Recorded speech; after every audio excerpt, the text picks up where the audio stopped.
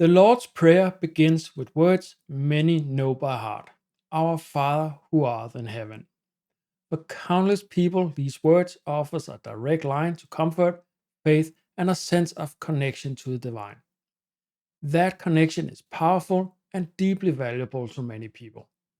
But for some of us, living in a world that constantly asks us to analyze and understand, questions might arise. We readily accept logical explanations in science, technology, and daily life. When we turn to that opening line in the Lord's Prayer, does the concept of a Father located specifically in a place called heaven always align seamlessly with our understanding of the world?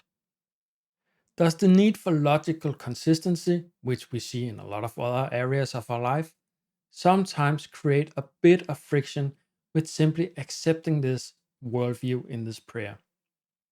What if this friction isn't a sign of weakening faith, but an invitation to a deeper understanding?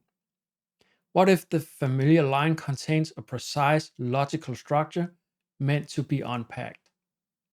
Today we're diving into an analysis made by the Danish author Martinus.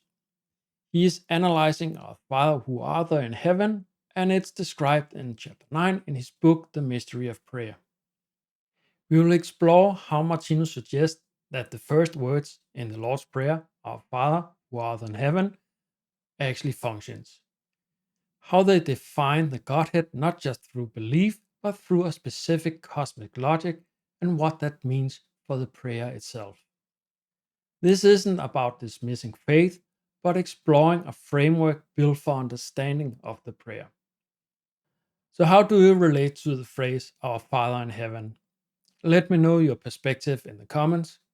And if you are interested in topics like this and want to approach the life in a logical and analytical fashion, please subscribe to the channel.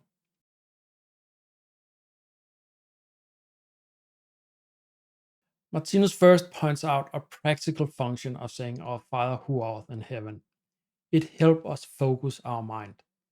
Like setting an intention, it clears away distraction and prepare our consciousness for a specific kind of connection.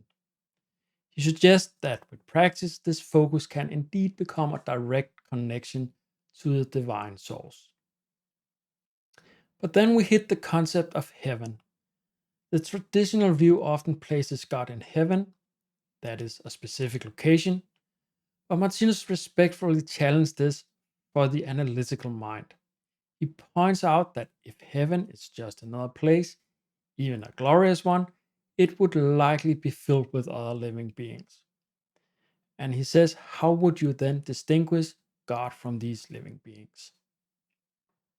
Martinus writes that if beings were able to see physically this other place and the Godhead as a being living in this place, they would find it as populated with living beings as their own sphere. And the Godhead completely disappears in this multiplicity of life. So that how Martinus described it would be in heaven. Difficult to find the Godhead. But he also suggests that we face the same challenge here on earth. We are seeing many individual beings, but struggling to pinpoint the ultimate Godhead among them. The result of this is that many people perceive God as separate from the physical world, residing elsewhere in heaven. This creates a separation. Martinus suggests this perceptions mirror how we often see fellow living beings on earth as separate from God, not a part of the divine whole. The idea of God being confined to a place becomes problematic if we also conceive God as infinite or omnipresent. We are in some way making the image of God in our own image. There is the good part, which is God, and then there is the bad part, which is not God. This is also why we talk about the devil and God struggling with these perceived living beings. But this is not how Martinus views God and the world.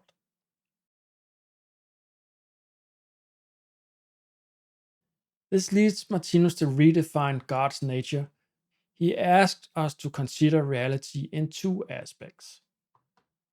The visible, this is what we readily perceive, that is other living beings, objects, the physical world, basically. And then we have the invisible. This is nothingness. Martinus argues it's the underlying source from which the visible emerges and to which it returns. We see effects, that is the visible world, constantly arising and returning to something. That something is the invisible part. Martinus points out that this invisible aspect of the world is where intention, planning, logic, and the fundamental consciousness or the I behind creation resides. It's the cause, while the visible aspect of the world is the effect. So, how does this analysis relate to God? Martinus defined God not as a being within creation, but as the fundamental reality encompassing both the visible and the invisible. God is omnipresent, woven into the very fabric of existence. So, how do we interact with this omnipresent Godhead? Someone who is everywhere. Martinus introduces the concept of invisible beings, angels, acting as God functional organs. They are the intermediaries receiving the vibration of prayer, like auditory organs, and facilitating the divine responses of will. Gino states that we generally cannot perceive these intermediary beings directly. And why would that be? He says because if we could, we likely mistake them for the ultimate Godhead itself, repeating the problem of focusing on individual beings instead of the whole. The invisibility is necessary for us to eventually grasp the concept of the underlying unified omnipresent source.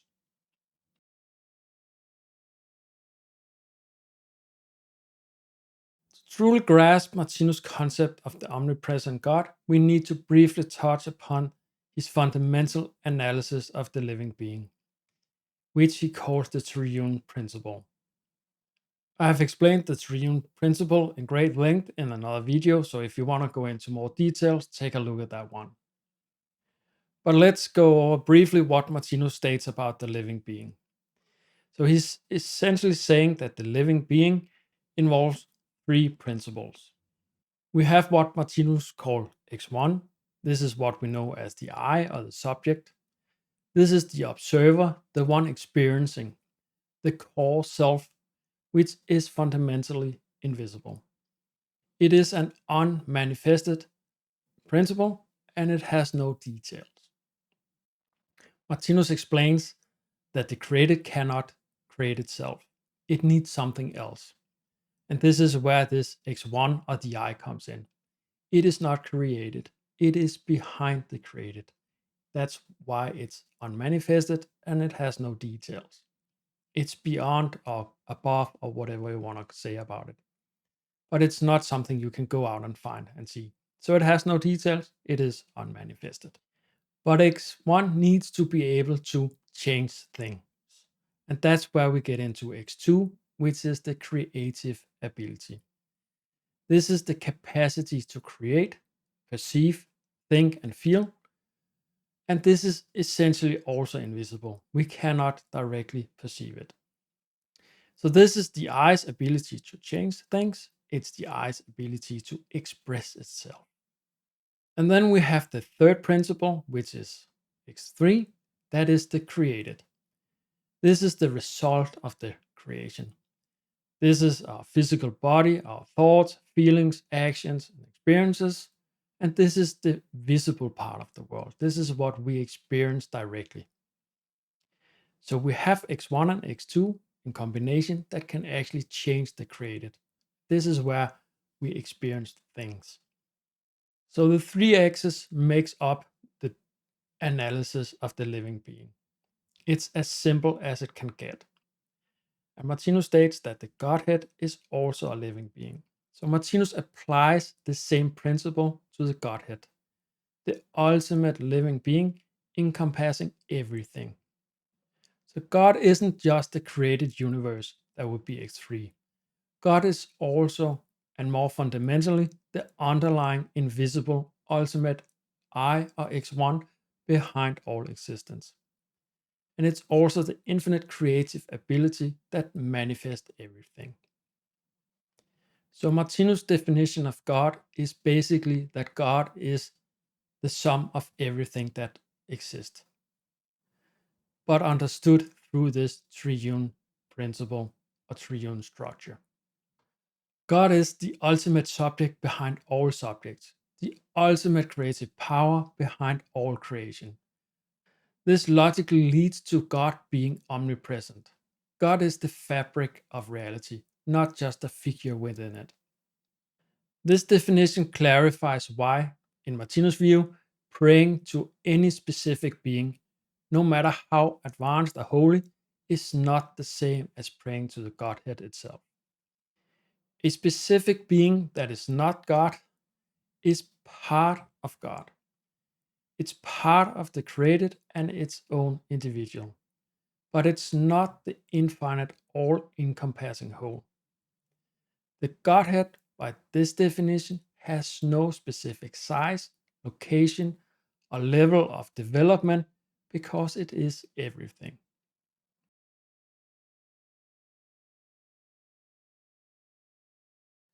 So, with this understanding of God as the omnipresent triune reality behind everything, what does our Father who art in heaven actually mean according to Martinus? It becomes a precise cosmic address directed to the whole. Our Father acknowledges the universal source, the ultimate X1. It's our Father, it's the Father of all of us. The idea is to establish a connection to this omnipresent God and not a specific or part of the God. This will also immediately remove all egoism, because egoism is when we talk about or think about ourselves. So if we pray in the name of everything, we don't pray for ourselves. We don't pray for favoritism. And we'll come back to that in the later parts of the Lord's Prayer. So the thought who art in heaven confirms we are addressing the omnipresent reality. That is God as X1, X2, and X3, encompassing all its spheres or everything. It is not something that's limited to a specific being in a specific place. It's directed or addressed to everything. So heaven becomes synonymous with the all encompassing existence here. By using these words with this understanding, the prayer aligns itself with the fundamental nature of the Godhead as Martinus defines it.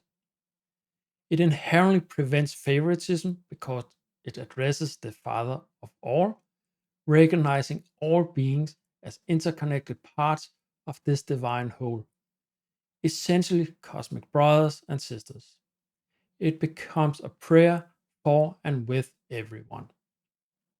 Again, it's vital to state that this analytical framework from Martinus doesn't invalidate personal faith or the comfort derived from more traditional interpretations. Martinus' works offers a different pathway than the faith-based religions, and it's one based on logical analysis and understanding, specifically for those individuals whose stage of development leads them to seek intellectual coherence in spiritual matters. It aims to provide explanations where belief alone may no longer suffice for them. It's presented as a science of the spiritual world or a spiritual part or aspect of the world, and is open to scrutiny where you are encouraged to check things against your own reason and experience, not simply believe the authority. Martinus literally stated that we should not believe what he said just because he said it. We really should go out, try to figure out what he was saying, and take it against our own experiences.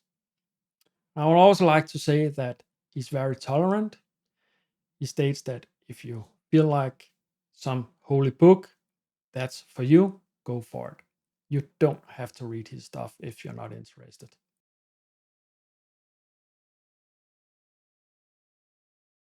So Martinus reframes our Father who art in heaven from a simple devotional phrase into a sophisticated act of mental alignment and precise cosmic addressing. The phrase is about focusing the mind, adopting an unselfish collective attitude, and directing the prayer to the omnipresent Godhead, understood logically as the triune reality behind all existence. For those seeking a spiritual path grounded in understanding and logical consistency, this perspective offers a way to engage deeply with the Lord's Prayer, seeking it not just as words of faith, but as keys unlocking a cosmic perspective.